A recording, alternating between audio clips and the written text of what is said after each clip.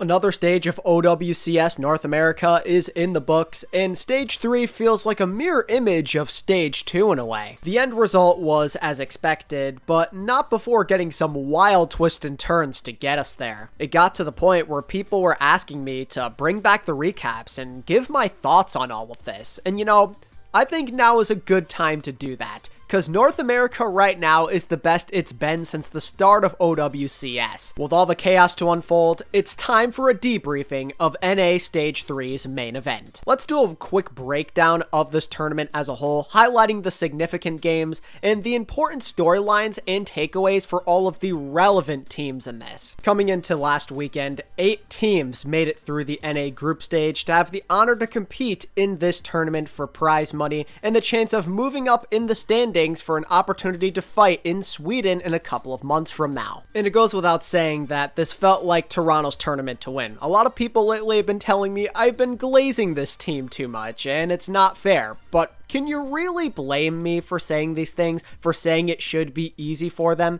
That was the case in Stage 1.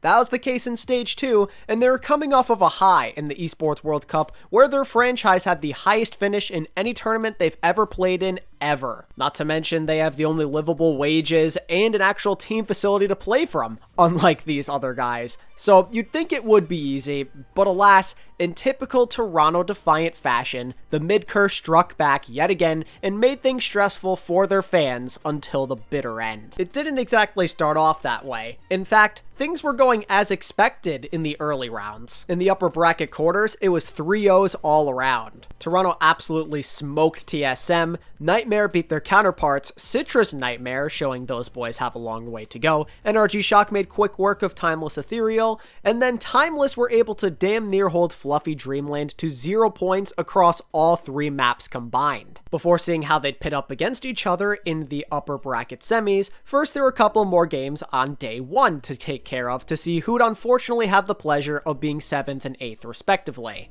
And unfortunately, those losers would be TSM and Timeless Ethereal. Timeless Ethereal had little expectations, and this is where they were supposed to say goodbye in most people's eyes, but definitely they do deserve a shout out for making it this far to begin with. It's the first time in history, outside of Calling Out Heroes, that a fully marginalized gender / fully female team made it this far in a big Overwatch tournament, and that is something that's worth celebrating. And while they didn't do as well as they'd like to, this is a good first step. On the other side of it though, TSM and Citrus Nightmare played a banger matchup. This was a very important game for both sides. Losing this early on in the bracket would be unacceptable, just knowing their history in NA so far. The result would be a back and forth where neither team would give an inch. But when it came down to clutch time, once again, TSM showed us that maybe they're just not ready for the spotlight, and they're not as strong as we once saw them a handful of months ago, as Citrus Nightmare were able to take it in Suravasa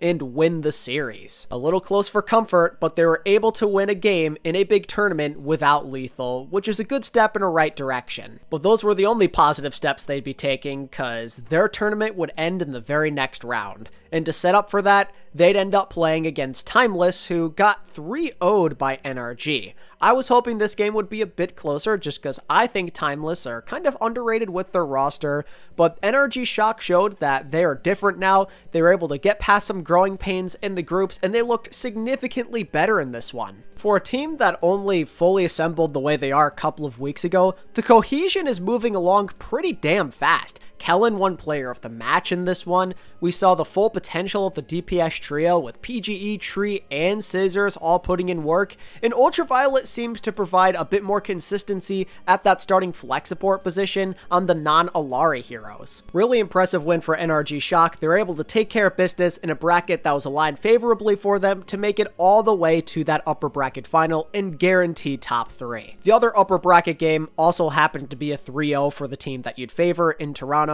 Was kind of hoping Nightmare would show us a bit more in this one, just because they're commonly seen as like a top 3 team NA, but it seemed like at least at the end of the series on New Junk City, they were starting to figure some stuff out, and maybe they could turn the page if they met Toronto again. Hint hint, we'll talk about that later. For now though, they'd have to take care of business in the lower bracket, and that they would do, although there certainly were some close calls. The Fluffy Dreamland match went pretty easily for them, and again, they were able to dominate on Rhine Bastion, which is always always a fun time and a unique strategy that not a lot of teams are running. The other matchup between Timeless and Citrus Nightmare, though, did not go nearly as well as you'd hope. Citrus Nightmare seemed like they should be able to hang in there with a team like Timeless, but they showed us they still have a long way to go with their performance, as this match truly wasn't even close. Timeless genuinely ran circles around them. It was pretty boring and almost sad to watch. I almost felt bad for those Citrus players with how they were getting outclassed. I mean, this Timeless team is mostly that Luminosity squad they had beaten time and time again beforehand, just with Kuffa added in. You'd think that'd give them some kind of advantage or the ability to play close, but honestly, the past is behind them now. They're adjusting to a new system, a new life without lethal, and trying to find their way without being able to play so much of that Orisa comp, and it really blew up in their faces. They feel a little one-dimensional right now, and Timeless very quickly figured them out, and that was that. A big statement win for a team trying to prove themselves, but on the other side of it, I was hoping to see more from Citrus. I was glad to see them bounce back and show some composure in groups, and at least get to the second round of the lower bracket, but knowing what I saw in Stage 2, I was just hoping they could push themselves a bit further. They have some work to do heading into Stage 4 if they still want to stay alive and have an opportunity to make it to DreamHack Sweden. I definitely want to see some better play out of their support line. It often felt like they were in a weird position and it costed their team fights, and honestly, they might want to pick up another tank as well. I hope they can address some of these issues and improve as a team moving forward, because they've been a fun story to watch in OWCS, and I'd hate to see it end in such a sad fashion. That left us with the big four, the teams that you'd expect to be here. Toronto, NRG, Timeless, and Nightmare, all competing for that top four and a chance to claim number one. And this is when the true chaos of this bracket began. The upper bracket final between Toronto Defiant and NRG did not go as anticipated, and that is meant in the best way possible for anyone that actually wants to enjoy NA instead of seeing it be a snoozer ran by Toronto 24/7. This game was absolutely crazy, and to me it almost felt like Toronto fell asleep at the wheel, or they were just trying to shake off some rust. In Vega's words, they took a 1-month vacation after Esports World Cup, showing that maybe they were underestimating their opponents and they felt like they didn't actually have to prepare to win this game. And NRG made them feel their wrath for making this type of mistake, showing that NA's at least trying to cook and they're trying to close the gap and make the region feel a bit less like a meme and not just a bunch of collegiate players, in the words of Toronto's owner. And what better way to have that wake-up slap happen than by reverse sweeping the kings of this region. It almost feels like the true spirit of the San Francisco Shock is back. In typical Overwatch League fashion, as we saw time and time again, the Shock came out on top over the mid-franchise. And it's funny too, because the way the series went, it definitely felt like it was going to be a 3-0 at first. Busan, not close. And then Shambali, NRG literally trolled by doing the hard work of full holding Toronto just to get fuller held. That one felt so demoralizing, and at that point it's like, okay, GG, Toronto just ruled this region still. But then Shock showed us that this series should be a lot closer than this, and that in all actuality, they probably should have won it 3-1. For the next 3 maps, we'd embark on some crazy pop-offs between every single member of NRG, playing in perfect unity to make this reverse sweep possible. The kickstart happened on Runasapi, where they just played in better unity as a team in that Tracer, Sombra, Winston dive mirror match. You wouldn't think it'd go this way, just because Toronto can so very easily increase that pace of play with someone and Sugar Free being as good as they are, but NRG played better as a team, and they didn't have the same miscues with their support ult timings as we saw at Toronto time and time again, which really turned this fight in their favor despite it being really close. But in my opinion, where the series really took a turn on its head and you could feel a serious momentum shift was on Blizzard World. This is where you could feel the true power of NRG and their core, with so many players stepping up in their time of need. A masterclass put on display by PGE, Cal, and Attack. They provided a serious spark plug that made the series feel very different. Cal was being so oppressive on the high ground and finding huge value with the captive Sun on the Illari. PGE had that unbelievable Widow play at the end on that final fight to seal the deal and send this to a map 5. Absolute clutch from this guy. Ice in his veins. And Attack just found kill after kill on the squishies in the backline, putting on a great diva performance to show that they have more than one capable tank on this roster that may have finally found their true home. And then came Suravasa, which honestly felt anticlimactic, as at this point Toronto felt a little boomed. Maybe they weren't prepared. They didn't have the right adjustments to make because NRG had a great game plan and they had them very confused on what they were doing. Suravasa was not very close. It felt like NRG were totally in command as they were able to make the reverse sweep happen and put up one of the biggest upsets of OWCS so far. A couple of big takeaways from this series for sure, but I want to start by praising NRG Shock. It's easy to meme on Toronto and hate on them, and we're gonna do that for sure, but credit goes where it's due. NRG came into this tournament barely even having a lot of practice time with all of their members together. You have to remember, they added in like 4 new players to their core, and they were able to take down the best team in the region by far and make it to the grand final. Whether they're prepped or not, that is still a great feat.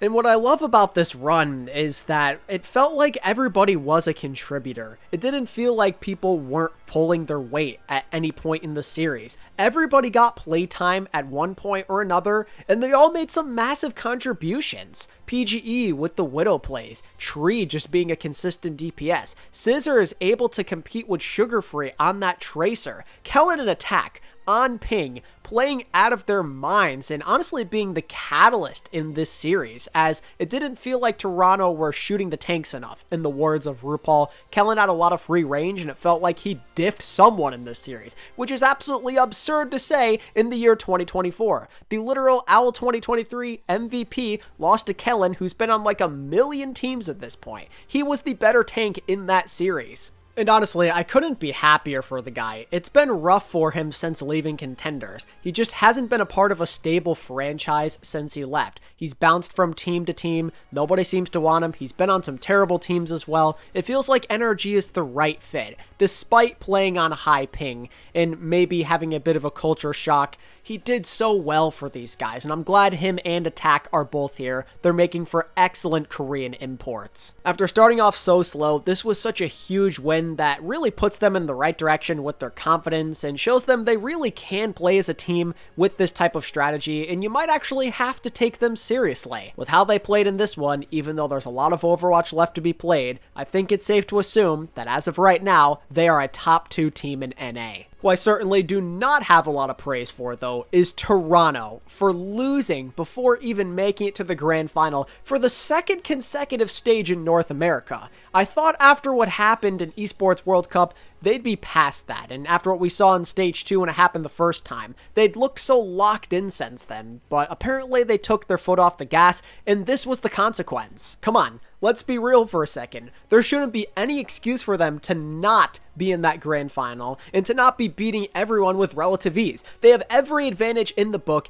and a stacked roster on top of it. The fact that they lost again in the upper bracket like this just blows my mind. It makes me so frustrated, and I'm not even a Toronto fan. It's to the point where people were saying they should just rebrand to Toronto Ultra, because then they're actually not a mid-franchise.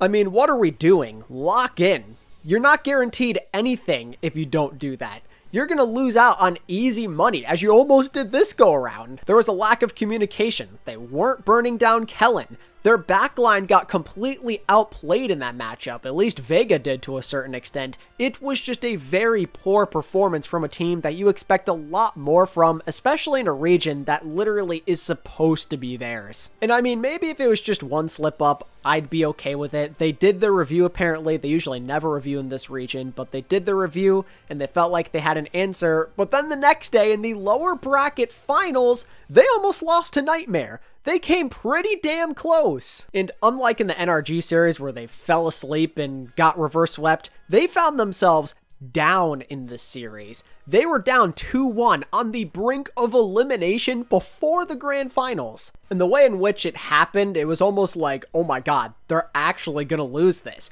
Runasapi, not even close. Completely destroyed in the Mauga mirror match, showing some big weaknesses on this map and a lot of need for improvement, and then they proceeded to get fuller held on Dorado. Didn't even have to go that far, and failed miserably once again, which meant they had to rally back down 2-1 and really put on the try-hard pants to avoid serious embarrassment. And by that I mean more embarrassment than they had already suffered in this tournament. Luckily, they were able to lock it down, but dear God, man, it was scary at first. Paraiso, extremely base stuff from Nightmare, breaking out the Rhine sim on their attack and actually having it work, including Infected literally styling on Sugarfree by 180 shattering this man in the dome. They're breaking out all the strats to try and close the series, but then it kind of felt like they threw it away as, for whatever reason, for a majority of Point B, they still stuck on that Rhine Bastion when it just put you at a serious disadvantage on that part of the map.